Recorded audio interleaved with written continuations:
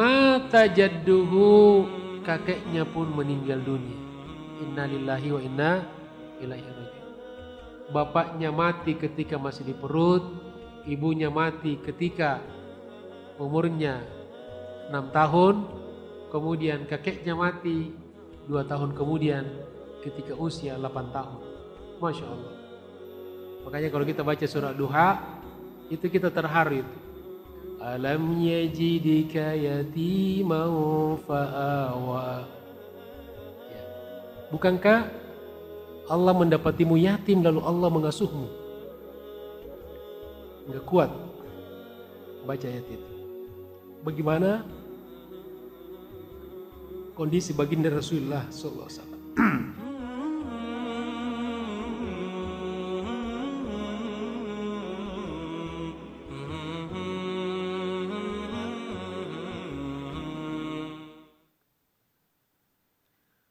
Walaqad tuwfiya waliduhu, dan sungguh telah wafat bapaknya, ayahnya.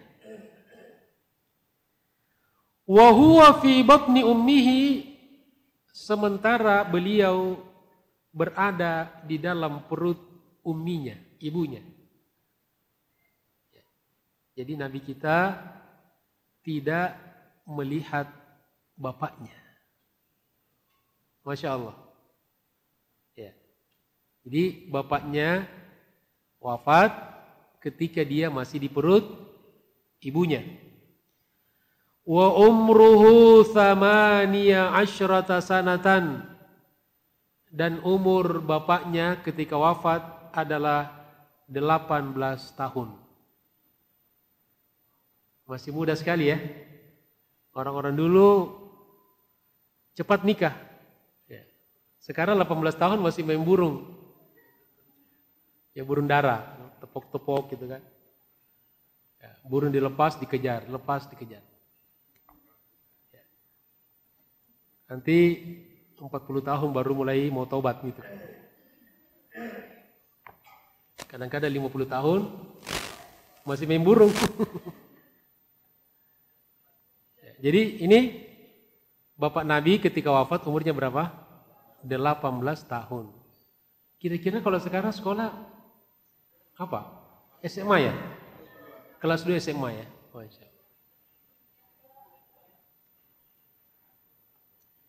Kemudian wadufina bil Madinah, dan dimakamkan di kota Madinah. Walam yatruk lahu syai'an minal mali, dan bapaknya wafat tidak meninggalkan sedikit pun dari harta kekayaan. Makanya kalau kita baca surah Duha, itu kita terharu itu. Ya. Wadduha wal laili idza saja ma wadda'aka rabbuka wa ma qala walal akhiratu khairul laka minal ula wala sawfa yu'tika rabbuka fatarda. Baru mulai. Alam yajidika yatiman fa'awa. Ya. Bukankah Allah mendapatimu yatim lalu Allah mengasuhmu? Enggak kuat baca ayat itu. Bagaimana kondisi baginda Rasulullah sallallahu alaihi wasallam? Allahumma salli ala Sayyidina Muhammad wa ala ali Sayyidina Muhammad. Jadi beliau wafat, ayahnya wafat, tidak meninggalkan sedikit pun dari yang namanya warisan. Kemudian wulida bi Makkah yaumal itsnain. Beliau dilahirkan di kota Makkah pada hari Senin. Ya. Makanya Nabi pernah ditanya, ya Rasulullah, kenapa baginda kalau Senin berpuasa, sering berpuasa pada hari Senin? Lalu kata beliau, dzaka yaumu wulidtu fi. Itulah hari di mana aku dilahirkan di dalamnya. Jadi Nabi memperingati hari kelahirannya setiap pekan, setiap hari Senin. Ini diantara dalil maulid Nabi. Yang ulama seperti Ibnu Hajar al-Asqalani, Al-Imam As-Suyuti menyebutkan hampir 30 dalil tentang adanya maulid. Salah satu diantaranya puasa hari Senin. Lalu ada orang-orang kayak kita sekarang mengatakan maulid bukan ajaran Islam. Padahal ulama sekaliber Ibnu Hajar al-Asqalani, As-Suyuti memberikan dalil banyak sekali. Mana dalilnya? Dikasih dalil. Makanya kata salah seorang guru, sebetulnya kalau mereka minta dalil, orang yang sebetulnya tidak butuh dalil, tetapi bukan dalil sahih yang mereka butuhkan, tapi butuh hati yang sahih untuk bisa menerima maulid baginda Rasulullah Shallallahu Alaihi Wasallam. Siapa yang di sini hari lahirnya hari Senin? Ada? Ya pokoknya di antara 7 hari itulah. Jadi Nabi kita dilahirkan di kota Makkah pada hari Senin. Ats-tsani asyara min Rabi'il Awwal. Tanggal 12 bulan Rabiul Awal. 12. Rabiul Awal itu bulan keberapa ya? Aprilnya penanggalan Hijriyah, bulan keempat. Ya. Kalau jamaah Al-Akhbar ini pakai penanggalan Hijriyah semua tiap hari, hafal. Alhamdulillah. Ya, di luar kepala. Maka kalau ditanya, nggak perlu amat gitu dijawab. Karena sudah hafal. Alhamdulillah. Tahun berapa? Amal fil. Waktu itu umat Islam belum punya penanggalan. Belum punya kalender. Maka kelahiran Nabi hanya disebutkan dengan Amul Fil. Apa artinya? Tahun gajah. Ada surat Al-Fil. Ya. Salah satu surat binatang yang disebutkan dalam Al-Quran adalah Al-Fil. Bahkan ada satu surat namanya surat Al-Fil. Wa summiya amu wiladatihi amal fil. Dinamakan tahun kelahiran beliau dengan tahun gajah. Li'anna malikal habasyati, karena Raja Habasyah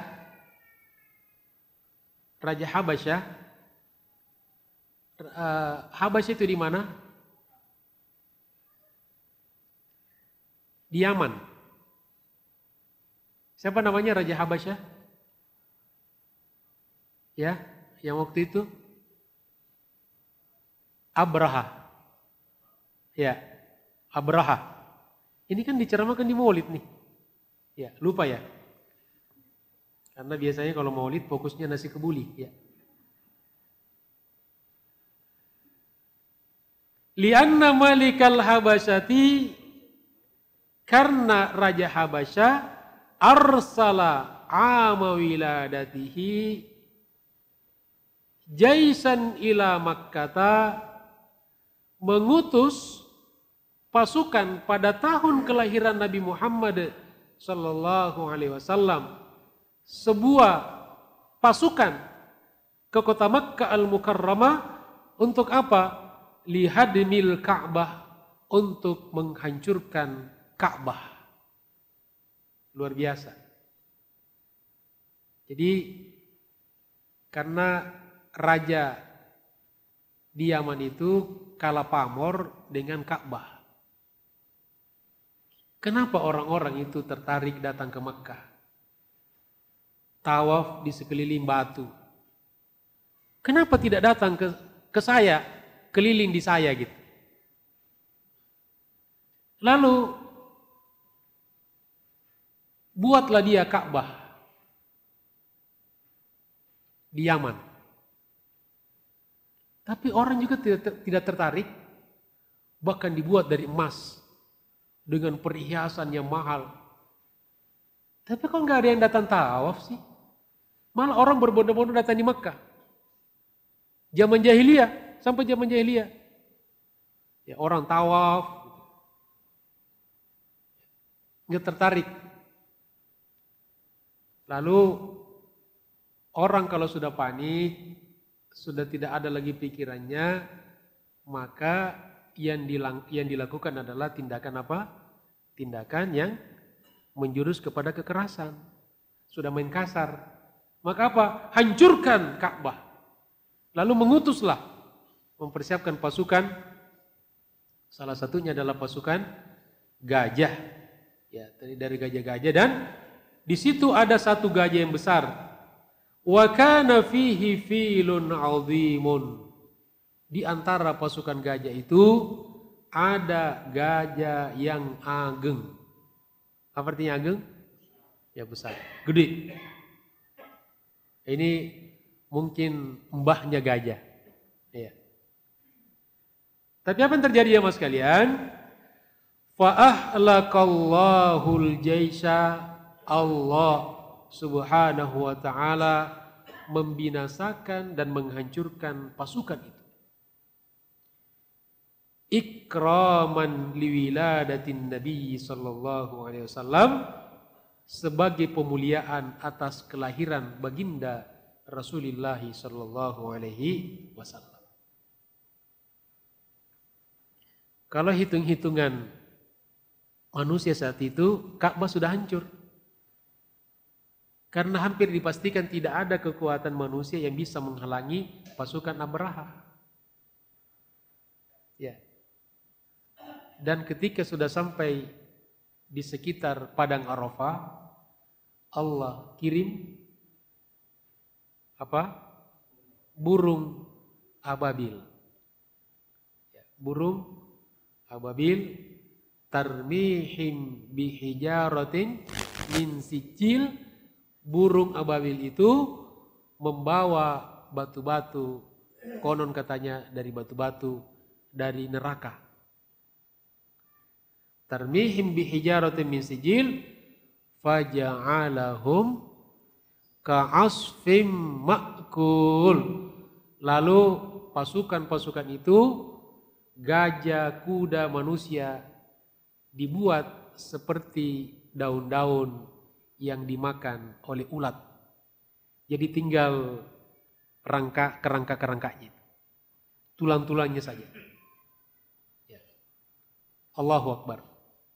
Kalau Allah menghendaki, tidak ada yang sulit bagi Allah Subhanahu wa ta'ala.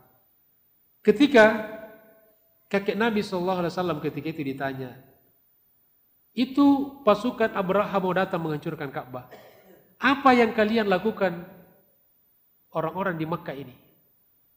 Apa katanya? Inna lil baiti rabban yahmi. Jadi mereka sudah punya keyakinan, sesungguhnya Ka'bah ini punya Tuhan yang senantiasa akan melindunginya. Jadi kalau persoalan Ka'bah nggak usah kita repot menjaganya, itu sudah langsung dijaga oleh Allah Subhanahu wa ta'ala. Maka insya Allah sampai hari kiamat Ka'bah akan tetap utuh di atas permukaan bumi ini. Insya Allah. Yang tidak selalu bisa itu yang kita pergi umrah dan haji. Ya. Ka'bahnya sih ada, cuma haji dan umrahnya kadang-kadang bisa, kadang-kadang tidak. Mudah-mudahan kita semua di sini bisa umrah dan haji. Kalau bisa umrah tiap tahun, amin. Sudah pada haji semua? Ya, berdoa kepada Allah Subhanahu wa ta'ala. Banyak berdoa, perbanyak baca surat Al-Hajj. Ya, biar dimudahkan kita bisa berangkat haji. Ustaz, saya sudah baca surah Al-Hajj. Tiap pekan saya baca surat Al-Hajj. Belum berangkat juga? Udah nabung belum? Belum. Nah, nabung nanti. Hari Senin datang di Depak, di bank, daftar haji. Insya Allah dimudahkan sama Allah Subhanahu wa ta'ala. Wa arda'athu ba'da ummihi. Setelah lahir, beliau disusui apa disusukan nih? Beliau disusukan oleh Thuwaibatul Aslamiyah, khadimatu ammihi Abi Thalib, pembantu dari pamannya yaitu Abu Thalib. Tapi di sini ada catatan bahwa kata pentahqiq, lam takun Thuwaibatu hadhihi khadimatu Abi Thalibin. Sebetulnya Thuwaibah, siapa namanya? Thuwaibah. Bukan Suwaibah, Thuwaibah. TS, Thuwaibah. Thuwaibah ini kata beliau bukanlah pembantu dari Abu Thalib. Lakinnaha, tetapi Thuwaibah itu kanat maulatu Abi Lahabin. Dia adalah mantan budak dari Abu Lahab, pamannya Nabi juga. Kama dzakara Ibnu Katsir fi Siratin Nabawiyah, sebagaimana disebutkan oleh Ibnu Katsir dalam Sirah Nabawiyah yang dikarang oleh Imam Ibnu Katsir. Jadi Tsumma Halimatus Sa'diyah. Jadi yang benar menyusukan beliau itu adalah siapa? Halimatus Sa'diyah. Kalau Thuwaibah ini pembantunya, budaknya Abu Lahab. Ya. Begitu Aminah. Aminah apanya Abu Lahab? Apa hubungannya Abu Lahab dengan Aminah? Ipar ya. Ipar. Karena Abdullah bapaknya suaminya Aminah adik kakak sama Abu Lahab. Dia lihat iparnya kasihan. Ditinggal suami, tidak meninggalkan harta benda, hamil berat, mau melahirkan. Maka Abu Lahab, walaupun dia musyrik, dia kejam, dia kasar, dia anti-Islam, tapi punya hati nurani, persaudaraan. Dia kasihan kepada iparnya yang sebentar lagi melahirkan. Maka dia bilang kepada pembantunya, kepada budaknya, wahai Thuwaibah, pergi sana, kamu dampingin ipar saya Aminah dan bantu dia sampai melahirkan. Ya, makanya dikatakan, kata ulama, Abu Lahab setiap hari Senin diringankan azabnya di neraka gara-gara punya peranan di dalam maulidnya baginda Rasulullah sallallahu alaihi wasallam. Karena membantu meringankan kelahiran baginda Rasulullah sallallahu alaihi wasallam. Nah, yang menyusukan itu adalah Halimatus Sa'diyah. Sampai kapan disusukan oleh Halimatus Sa'diyah? Ila an balagha umruhu 4 sanawat. Sampai mencapai umur 4 tahun. Ya, jadi 4 tahun disusukan oleh Halimatus Sa'diyah. Dan ada satu hal yang menarik, Bapak Ibu yang dicintai Allah Subhanahu wa taala. Nabi kita Muhammad SAW dari bayi sudah anti korupsi. Ya, sudah anti korupsi. Bagaimana caranya itu? Jadi ada tradisi orang Arab, kalau kecil, apalagi ibunya tidak bisa punya air susu ketika habis melahirkan, maka ada perempuan-perempuan yang membuka jasa menyusui. Ya, jasa menyusui. Maksudnya menyusui bayi. Menyusukan bayi. Ya, bukan yang lain ya. Nah, termasuk Nabi kita Muhammad SAW memakai jasanya Halimatus Sa'diyah. Tetapi susunya Halimatus Sa'diyah kan berapa? 2 apa 3? Atau 1? 2 kan perempuan itu 2. Yang kanan itu sudah punya jatah, sudah disewa ya. Di booking. Bapak tahu aja booking-bookingnya. Ya. Sudah di booking ya. Ya, sudah di booking oleh bayi yang lain. Maka jatah Nabi yang kiri. Nah, Nabi kita Muhammad sallallahu alaihi wasallam setiap kali disuguhi susu Halimatus Sa'diyah yang kanan, dia nolak.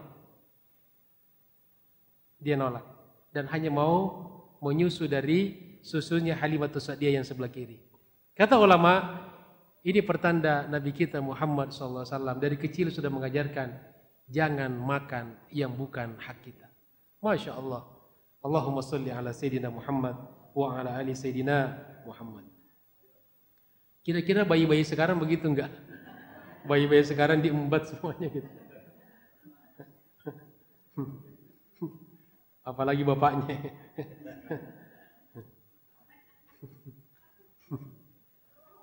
Lanjut.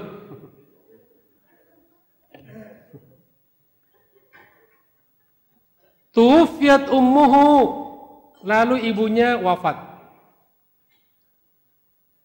Wa huwa fis sadisati min umrihi, ketika Nabi berada pada umur 6 tahun. Berapa tahun?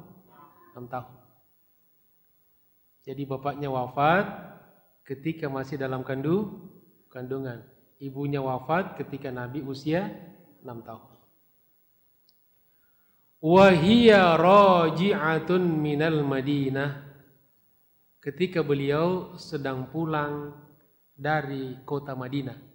Dari kota Madinah ya kembali ke Makkah.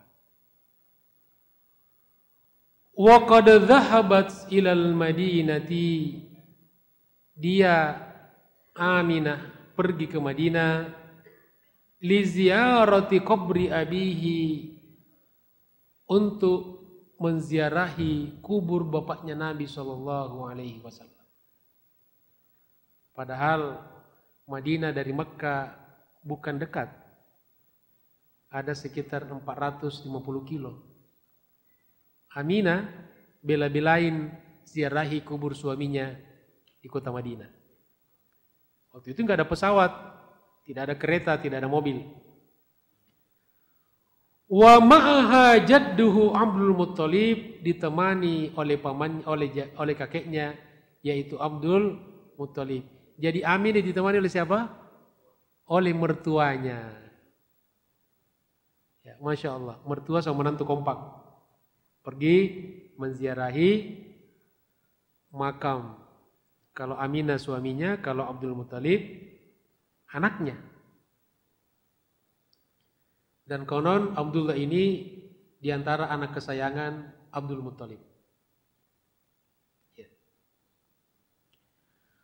Wa qad dufinat bil abwa, dan sungguh telah dimakamkan Aminah di tempat kampung yang bernama Al-Abwa. Di mana? Abwa. Ya. Abwa di mana itu? Itu di Pondok Gede belok kiri itu. Bukan di sana ya.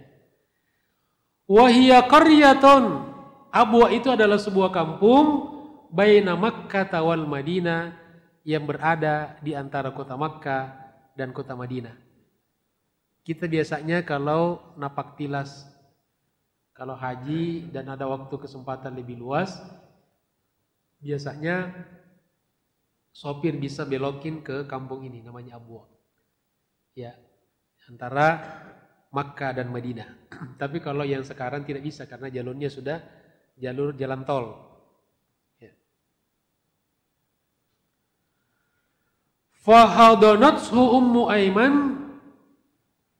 setelah ibunya wafat, lalu diasuh oleh seorang perempuan yang bernama Ummu Aiman. Masya Allah, Nabi kita ini pindah dari satu perempuan kepada perempuan yang mulia yang lain. Ya. Makanya salah satu hikmah kenapa Nabi kita itu sudah wafat ayahnya sebelum dia lahir. Kata ulama, agar Nabi tidak pernah tergantung kepada seorang ayah, pada seorang bapak. Allahumma sholli ala Sayyidina Muhammad. Lalu beliau diasuh oleh seorang perempuan bernama Ummu Aiman. Khadimatu abihi Abdillah. Kebetulan Ummu Aiman ini adalah budak pembantu daripada bapaknya almarhum, yaitu Abdullah. Jadi situ ada Thuwaibah, khadimahnya Abu Lahab. Kalau Ummu Aiman khadimah dari bapaknya sendiri.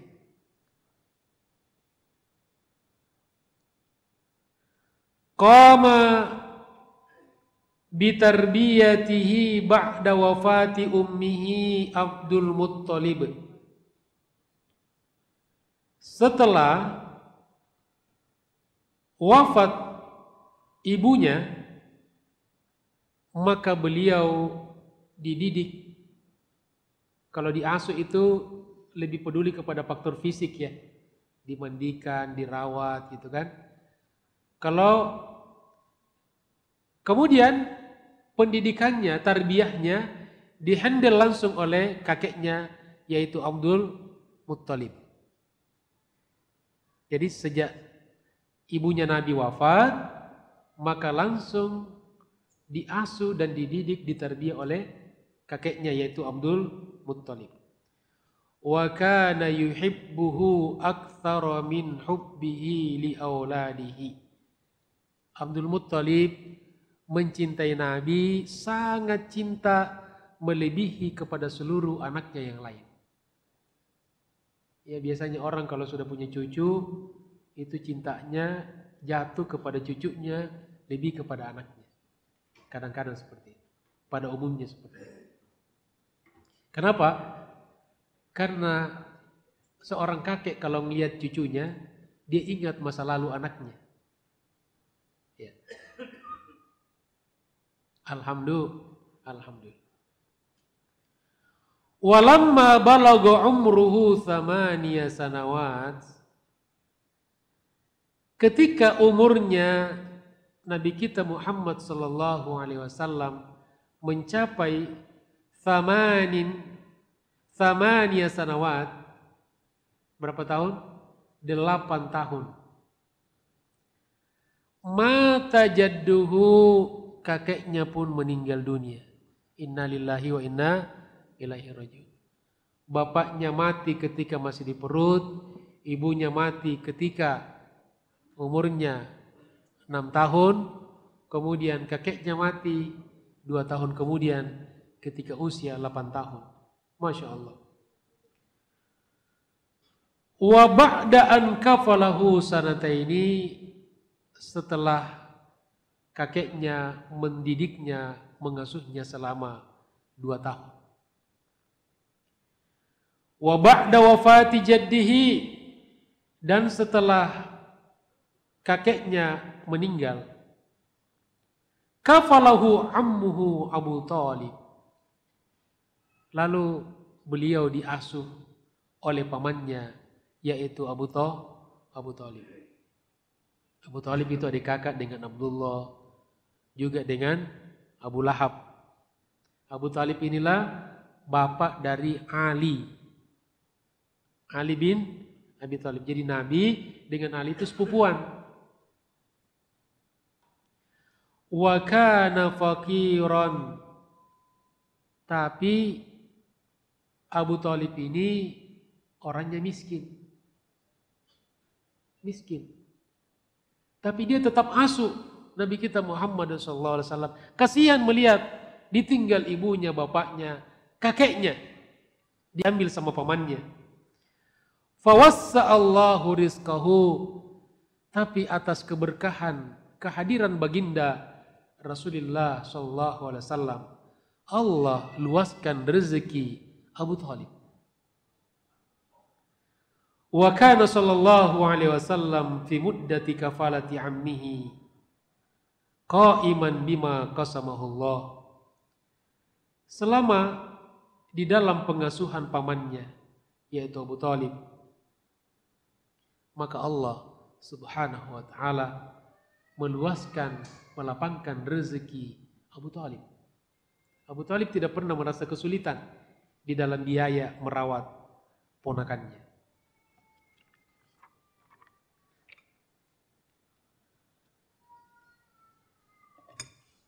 Ya, kita tambah sedikit ya. Kana fi sigarihi yar'al ghanam. Ketika masa kecilnya Nabi, beliau menggembala kambing. Menggembala apa? Menggembala kambing. Li ahli Makkah, kambing kepunyaan orang-orang kaya di kota Makkah.